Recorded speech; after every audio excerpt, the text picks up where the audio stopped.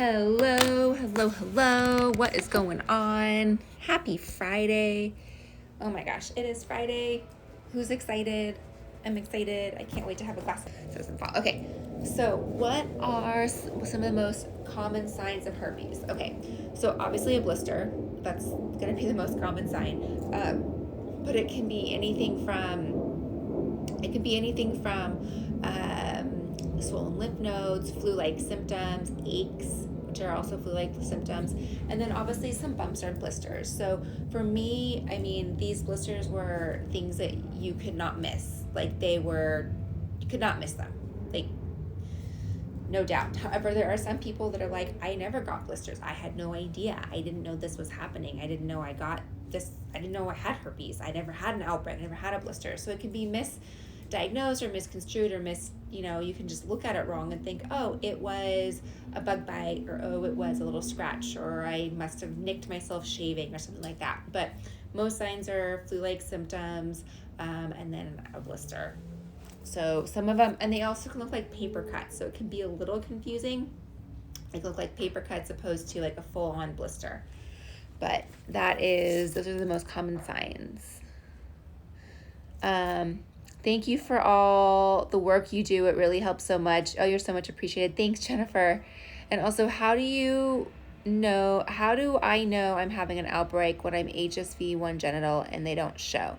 So if you are, regardless of being oral or genital, if you don't have an outbreak, like a blister, then you're asymptomatic, which is awesome. A lot of times people don't think it's awesome because they're like, but wait a minute, I don't know if I'm going to transmit to someone. The good news is you don't get outbreaks. So that would mean you're asymptomatic. That means that you don't get blisters. Those of us that do get outbreaks are like super jealous of you for not getting blisters. The way to know that you just don't get blisters. Awesome. There's no way for you to know then if you're contagious. That's the downside. So we have this thing called asymptomatic shedding, which is when you don't have symptoms and you shed. So just like anything else that's in nature or life or whatever, like I'm putting my hands through my hair. I don't know if you can see, there's some hairs that just came out, right? I'm shedding my hair. Viruses do the same thing. They don't shed hair, obviously, because they don't have hair, but they shed. And when they do, you're contagious. So at that point, it is no longer dormant in the bottom of your spinal cord or spinal. It's in your nervous system. So it's no longer dormant.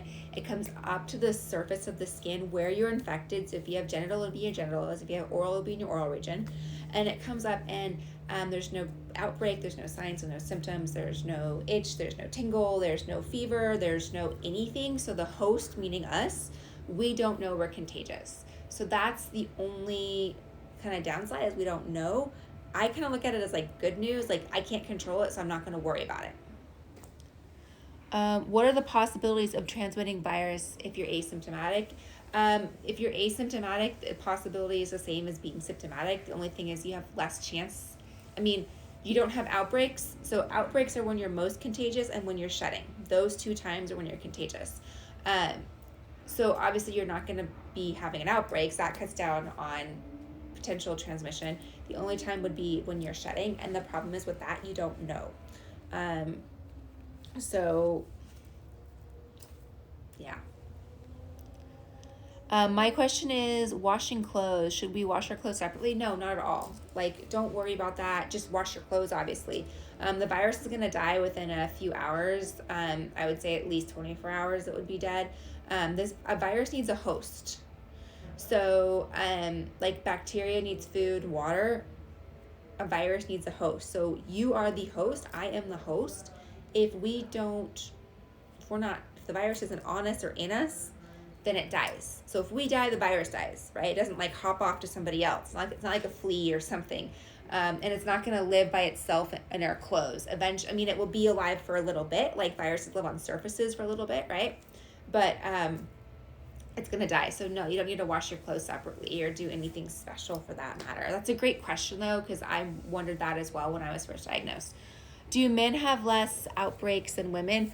No, but there are less men infected than women. So more women have herpes than men. I think that's because of our makeup, like just the way that we're made. We're just a little bit more susceptible to everything. Also, when we have sex, men can cover themselves with a condom, right? Where we're kind of like totally exposed. So yeah, there's just, and also I think too, because we do hair removal, and the hair is a barrier, it's a protection. So it's a protective measure to help us protect ourselves. It's there for a reason. Yeah, we get rid of it and trim it and do all that stuff. So more women do that than men. So yeah, that's why more women have herpes than men. How many outbreaks can someone expect in the first year? It could be anywhere from once a month to once a year. It really depends on your immune system. I'd say if you just got diagnosed and you're having outbreak after outbreak, that is typical. Your body's learning to like live with this virus. You're learning to live with it. Potentially there might be some lifestyle changes that need to take place in order for you guys to like level out. But yeah, it's really all over the place. The average though, like if you have more than 6 outbreaks a year, that's a lot. It's a lot. So that's something that you'd want to talk to your doctor. You'd probably want to be on the daily antiviral to prevent outbreaks as a prophylactic and things like that. I had an outbreak like every month when I was first diagnosed. So that was a lot. It was awful. Why does your hair shed? Why is your hair shedding? Are you on the antiviral? Sometimes the antiviral can cause hair loss. It's one of the side effects. So that could be what's going on. If you're on the antiviral. I'm so stiff, by the way. I just want to I feel like I need a good back crack, you know? You just need a good back crack. Okay. You have HSV1 genital herpes, but I got a cold sore on my mouth. Can this happen? I guess you're infected in both locations. Are you sure you have genital HSV1? Are you sure it's not HSV2 and you have oral HSV1? I have oral HSV1 and genital HSV2. It is possible to have it in both locations. So I would say the best thing for you to do is have that swabbed. Next time you get an outbreak, go in and say, just swab this so I can know if it's oral or like HSV1 or HSV2, or if that is if you want to know. If not, you can just not. Like some people are like, well, I don't need to go get swabbed. I know what it is. It's herpes. So it just depends on how you feel about that. Okay. Hey, Macy. Hey. Does HSV affect your menstrual cycle? What does it affect? No, it doesn't affect your menstrual cycle. I would say your menstrual cycle can affect an outbreak. So a lot of times when your hormones are changing, which they do when we have our periods, that can cause, just like that change can cause an actual outbreak, which is frustrating. A lot of women are like guaranteed every time before their cycle starts, they get a period, they get an outbreak. I recommend at that point doing some extra self-care. So if you want to, do some Epsom salt recovery soaks, that's great. It helps soothe your body, helps prepare you, helps calm your nervous system. Also, you can use some things topically at that point if you want to use the everyday wellness oil or the rescue balm on your genital area. Like if you're going to get an outbreak every month, you can start prepping it so that if you do get it, it's less severe, or a lot of times it'll nip it in the butt. So that might be a really great thing. You're welcome. Is a visual look from a doctor always accurate? No, of course. We're not perfect. We all make mistakes. There are some outbreaks where there's no ifs, ands, or buts. That's an outbreak, right? The difference, so a visual diagnosis is a clinical diagnosis, is what that is, the legal term or whatever. Scarlett, you're not supposed to be on the sofa. Scarlett, come on. Off. No, off. You're supposed to get off. Oh, Scarlett. So it's a clinical diagnosis. Of course, doctors make mistakes, but what they do is they look at your signs and symptoms, and then they will actually look at it. So it's not inaccurate. If you're wondering like, oh, maybe it wasn't accidentally herpes, like it probably was. I know we're all in denial when we're first diagnosed. We're like, oh, it's not herpes. It has to be something else. My friend was calling. So I would say if you have questions, go get a blood test. The blood test is pretty accurate. If you've had herpes for over 6 months, your antibodies will have built up, and then you will have the antibodies in your system. So I'd say do that. When getting an outbreak in the whole area, tingly or itchy, is it just where it's going to happen? Everyone's a little bit different. Some people get a lot of itchiness like in the whole genital region. Some people get it just spot. Personally, for me, it's just in the location. I feel almost like a spider is walking on my skin. It's that type of tingly, kind of shocking, like a shock. That's just how I get it. It's not like my whole genital region. It's just like a spot, probably about that big is where not that big, like a spot. Do outbreaks happen on the same part, or can they be in different places on the genitals? They can be at different places. So you can get one and that can not jump, but you can get another one, or you can get them like, I know if I'm super, super stressed out, I get outbreaks in a certain area on my tailbone. If I'm not stressed out and it's just like a normal outbreak, I get it on my anal opening. I don't know. It just depends on my stress level. So, oops. Okay. Is HSV1 less severe with fewer outbreaks? Yeah, typically HSV1, I wouldn't say it's less severe, but I'd say people have less outbreaks with HSV1. I don't know why. I don't know if it's a placebo effect, because HSV1 doesn't typically have the same stigma as HSV2, or it's just the way the virus works. Some people say it's the way the virus works. Some people say it's placebo. There's not that much information on it. If you have a cold sore and give someone oral and they get herpes, is that type 2? No, that would be type 1 as well. So if you have type 1, you can only pass type 1. It doesn't matter where it gets passed to. You're only passing type 1. It doesn't change based on location. It can just be in different locations. Hey, Mary.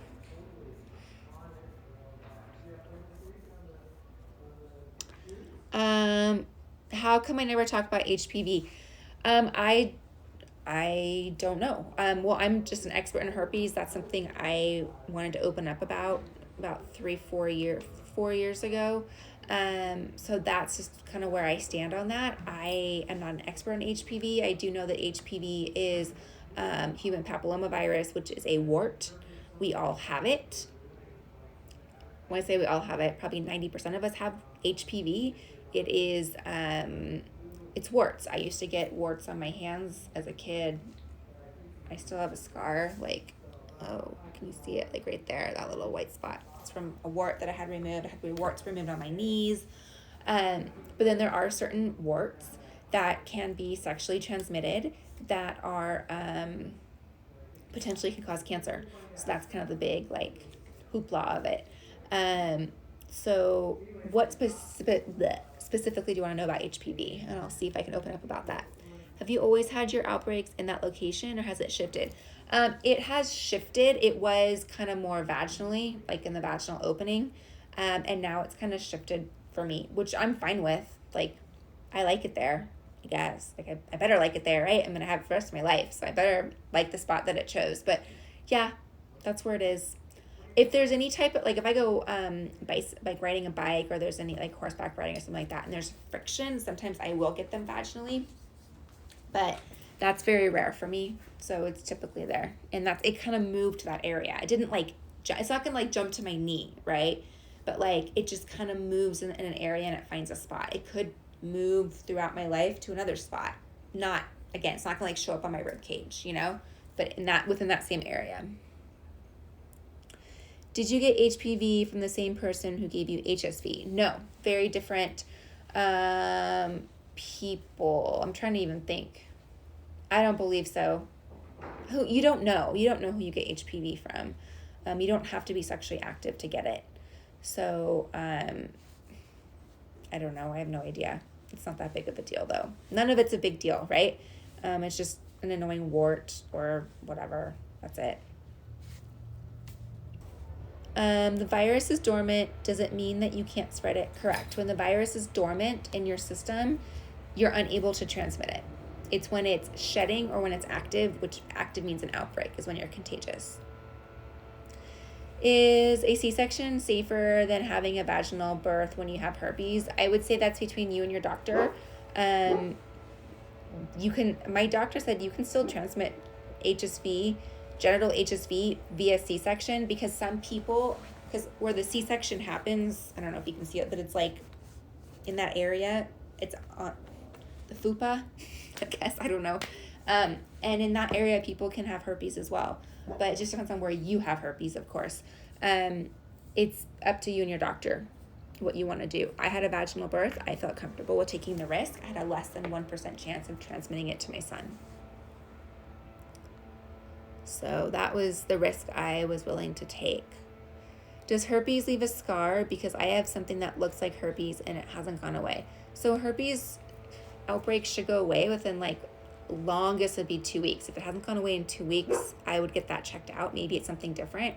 Does it leave a scar? It depends on the skin. So our skin, my face skin is different than my lip skin, right?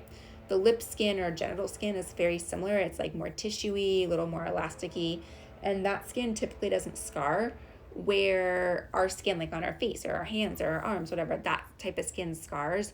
I've noticed that if you have it, so when I get it on my tailbone, a lot of times that quote unquote scar, it's not a scar, it does go away. For me, it goes away eventually, but there's a little bit of pigmentation, I guess is the word to use, left, if that answers your question. Did you get herpes having unprotected sex, or did you use a condom? I had unprotected sex. So, but I don't know if it would have mattered based on where my partner had it, where he got his outbreaks. The condom didn't cover it. So I don't know if it would have mattered. You're a beautiful, strong womanish. I wish I was like you. Okay, thank you. But you be you. You be you. I had a colleague tell me that you're the best at being you. Don't try to be somebody else. So you have this courage. You have this strength. You have it in you. It takes time. It's taken me a long time to open up about it. But you be you. And I am flattered that you want to be me. I really appreciate that. But for all of us out there, we all have our own strengths. We all have our own gifts. We all have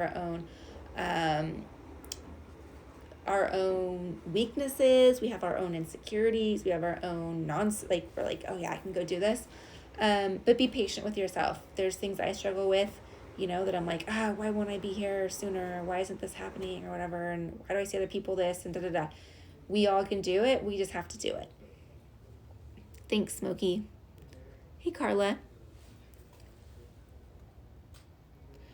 Can bath spread the lesions? No. So it doesn't go swimming. That's a funny way to put it. It doesn't go swimming. You already have it, so you're not gonna spread it to yourself. You already have it. Baths, especially with Epsom salts, our recovery soak that the Secret Society has, is I think one of the best ways, on day 1 or day 0 of an outbreak, when you're ooh, what's going on? I think taking an Epsom salt bath, specifically recovery soak bath, is the best thing you can do, for a couple of reasons. One, it's time for you to slow down. You're in the bathtub, you can't do much. You have to slow down. 2, Epsom salts and bath salts calm your nervous system, which is where the herpes virus lives. So it's gonna calm you down. And when you have outbreaks, your nervous system is on full on attack, so it calms it down. 3, there's lots of minerals and other benefits to your body that show up, that help when you take baths. And 4, we have CBD in our bath salts, so it also tones you down a notch. And number 5, which is great for outbreak because you're probably freaking out anyways. And number 5, the salts kind of clean. I don't know if it's an old wives' tale or what, but I know when I was younger and I had owies, my mom would be just go on to the beach and go swimming. So I would jump in the water and go swimming, and it would heal my owies. So same thing, a bath with Epsom salts and things like that kind of soothes the skin, cleans the skin, and kind of helps repair it. So there's so many benefits to doing that. That's what I recommend. You're a swim teacher. If I'm having an outbreak, is it still safe to teach a child? Yes, you're fine.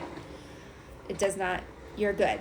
Don't worry. Don't worry. I understand though. I've had people say like they never went swimming with their kids because they were afraid they're going to transmit it. And I was like, oh my goodness. You know, like I want you guys to like go swimming and I want you guys to do all that. But yeah, you're fine. But that's a good question. I haven't been asked that question. Wait to go on a daily antiviral. Newly diagnosed with HSV1. Its first outbreak is over. Yeah, Carly, I'd wait. I'd see what your body does. It might be like your first outbreak and you're good for another year, or it might be back to back to back. You don't know yet, so we'll wait and see what your body does. There's no reason to put something in your system if you don't need it. So like myself with HSV1, I've had 3 oral outbreaks. My second one was 14 years apart. I had no need to be on the antiviral, right? Because it was 14 years later. How would it get transmitted during birth from you to the baby? Can it gets transmitted during the 9 months while you're pregnant? Just curious. Oh, you're talking about kids. Yeah, so in utero, the baby's totally safe. Can't transmit to the baby in utero. It's impossible.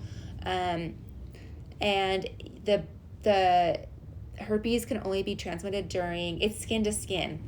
So it would be during birth, during a vaginal birth. So if the mom has an outbreak during birth or is shedding during birth, that you have the risk of transmitting herpes at that point. If the mom is on the antiviral, and does not have an outbreak, she has a less than 1% chance of transmitting it. So I would talk over with your doctor though. But yeah, the baby's totally safe inside. Everything's good inside. Brazilian waxes, of course, without any outbreaks, yay or nay. I would say go for it if you want. I've had so many women say that like they were always a waxer and now they're not, they're a shaver. And I have so many women say, oh, I was a shaver, now I'm a waxer. I would say go for it if you want. And if you don't. If you get an outbreak, then you know. I'm a big fan of laser. I would say do laser. That's my go-to. Is it any skin or just specific parts of the skin? It'd be the areas of the skin where she's infected. So like if she had an oral outbreak, it's fine. Her mouth isn't going to come in contact with the baby, right? So it just depends on where she has herpes. It would yeah, I mean, that whole area gets kind of exposed, but yeah, there's a lot going on during that whole birth. You mean if it touched the baby, would it be all over the baby, or would it be, if the baby, I don't know. I don't know how that really works. I do know it's very dangerous if babies get it within the first 6 months. Like if the baby's arm rubbed it, if the baby had an opening, then the baby on the arm, like if the arm had a cut, then the baby could potentially get it. But what we don't want is the baby to get it in their eyes. That's the dangerous part. It can cause them to go blind. And then also when babies get herpes, it can also go to their brain. So it's kind of like, it's a serious thing. But they feel confident that you're able to have vaginal births. But it can be a serious thing. So I don't think it'd be on their arm, if that was your question, which it was. I don't know, Dan. That's a good question, so. Okay, do you think it's okay to be on the antiviral even if you're not pregnant, if it makes you feel like you don't have to worry about it? Yeah, I would say if you feel more comfortable being on the antiviral, then take it. This is all about you and what makes you feel comfortable and makes you feel confident. And if you're going to feel sexier and, have more confidence and not worry about, it's like the placebo effect, but not worry about it as much when you're with your partner, then I'd say take it. If it's like, oh, I refuse to take antivirals, like I don't want to, then don't. I would say do what you want. Okay, I think I answered everyone's questions. Yeah. Oh. If I tested in March this year and I was exposed in July last year, would that be enough time to test? August, September, October, November, December, January. Yeah, that'd be enough time to test. You should be fine if you didn't if you got a negative result, you should be fine. I mean, you should always continue to get tested, but you should be fine. You're welcome. You're welcome. All right, I will see you soon. Oh, I'm seeing my bracelets. You guys were asking about these because they're like crystal bracelets and all that. I have them on the Secret Society Wellness website if you want your own, but you guys ask me all the time about these, like where can I get them and da da da da. So I love them. They're my favorite. Is it possible to have an outbreak while you're on suppressive therapy? It is. It is, unfortunately. It can happen. It doesn't happen very often, but it can happen. Absolutely. All right, my friends, I'll see you tomorrow. I'm going to have a glass of wine with my husband because he just got home from a week being away, and I can't wait to see him. I miss him. Okay, bye, guys.